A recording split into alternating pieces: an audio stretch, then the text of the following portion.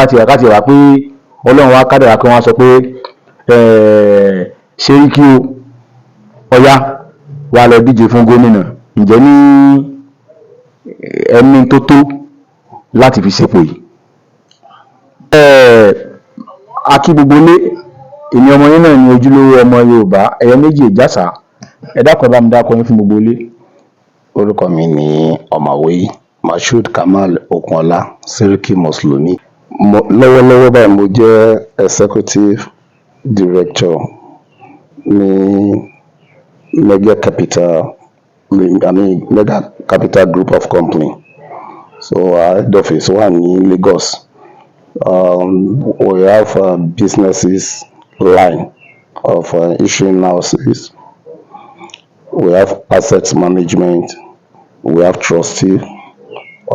We have stockbroking firm, and issuing house is that of the financial services arms of the government, of the business. Thank you. Ẹ dákun, ǹjẹ́ ní ẹ lè bá ní sọ àwọn ilé ìwé tẹ́ ẹ gbà kọjá láti ilé ìwé alákọ̀ọ́bẹ̀rẹ̀ débi tó dégbé lọ́wọ́lọ́wọ́ báyìí?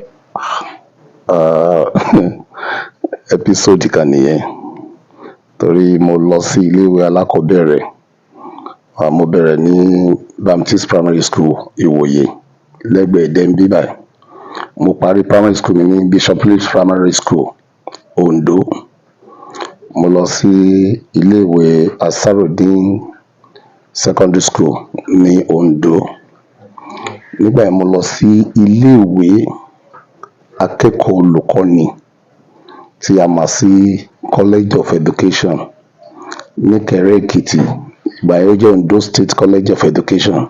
So mo ṣe computer mathematics níbẹ̀. Ìgbà tí mo jáde, mo lọ gba degree ní ẹ̀kọ́ ìṣirò ní Adéyẹmí College of Education Ondo. Mo tẹ̀síwájú, mo wá sí ilé ìwé gíga ní ìlú Ifẹ̀ láti gba masters in test and measurement, professional masters. Mo wá ṣe research masters láti lè qualify mi kí n lè ṣe PhD nífẹ̀ẹ́ náà, ó jẹ́ second masters. So mo ní PhD mi ní Ọbáfẹ́mi Awólọ́wọ̀ University ní Ilé Ifẹ̀, and again in test and measurement. Mo lọ sí Lagos Business School tí wọ́n sọ pé òun ni ó jẹ́ the best ní gbogbo Africa, business school tó jẹ́ the best ní gbogbo Africa. So mo ní masters níbẹ̀ náà, ibẹ̀ ni mo ti ṣe MBA mi. Mo ṣe DBA mi ní California Intercontinental University, that's Doctor of Business Admin. So ìgbà tí mo dé ìlú Èkó, to be a professional, mo láti ṣe many institute exams tí mo dé pass. So pẹ̀lú agbára Ọlọ́run, mo ṣe ICAN láti jẹ́ chartered accountant. Mo ṣe CIS láti jẹ́ chartered stockbroker. Mo ṣe CISA láti jẹ́ chartered secretary and administrator. Mo ṣe exam ní NGS láti jẹ́ authorized dealing clerk. So àti bẹ́ẹ̀ bẹ́ẹ̀ lọ, lórí òun ló jẹ́ kí n sọ pé episode kan nìyẹn.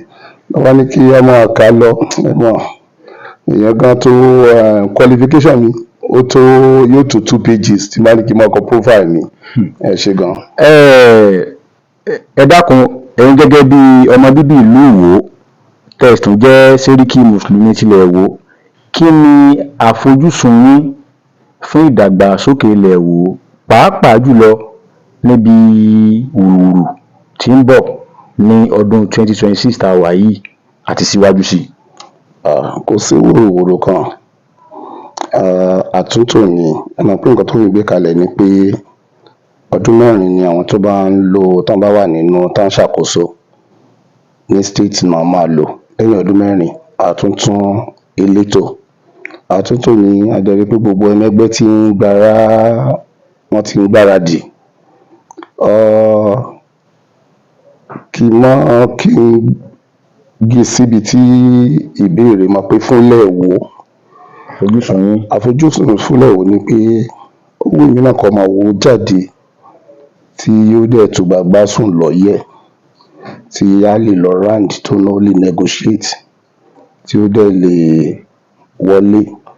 Ṣùgbọ́n tó bá jẹ́ pé ìlú Ìwó tí a bá tí ì ready fún yẹn lásìkò yìí, gbogbo ẹni yòówù tí ó bá gbé àpótí àbí tó bá wá bá wa ká jọ béèrè kí ni ó jẹ́ ìpín tiwa nínú ìjọba. Bóun fẹ́ ṣe gómìnà.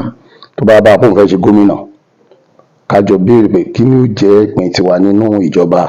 Kì í ṣe pé bí léyìí tí ẹ wà débẹ̀ tán tó jẹ́ pé ipò tí wọ́n máa fi wá sí ni ipò tí wọ́n ó ti gbé máa sọ pé wọ́n náà àwọn àwò ń bínú lọ bí wọ́n léèrè ńlé pé ló ń bí wọ́n nú.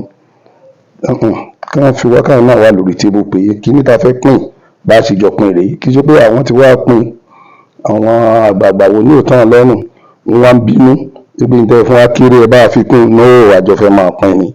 So ìyẹn ní pé ó yẹ ká lè wà lára top 3. Torí it's quite unfortunate láti 1991 láti dá Ọ̀ṣun lẹ̀. We are talking of 34 years. So ìwọ ò ṣe governor, ìwọ ò ṣe deputy governor, ìwọ ò ṣe speaker, ìwọ ò ṣe chief of staff, ìwọ ò ṣe minister. Kódà mi ò gbọ́ nù tán pé ìwọ ṣe ambassador. Tá a bá jẹ́ ń wò bó dẹ̀ ṣe ń lọ yìí, tí ó bá tún lọ ṣe bẹ́ẹ̀ tó tún rotate bó ṣe ń lọ bó ṣe ń lọ, kó tẹ̀ torí pé yóò tún wá padà wá sí west again, torí tí west bá tiẹ̀ máa ṣe lélẹ̀ mi rò pé wò ready. But tó bá tiẹ̀ máa padà wá sí west again, that will be in another maybe 28-30 years. Àwa máa sọ̀rọ̀ more than half of a century tí wò ṣe kí ni àwa náà fẹ́ máa sọ fún ọmọ wa. Because àwọn ibi tí o rí explanation sọ fún wa báyìí dísì táwọn ò ṣe wà ní ìjọba títí táwa náà fi dàgbà. Àwa náà tó wá dàgbà tí ń da bàbá.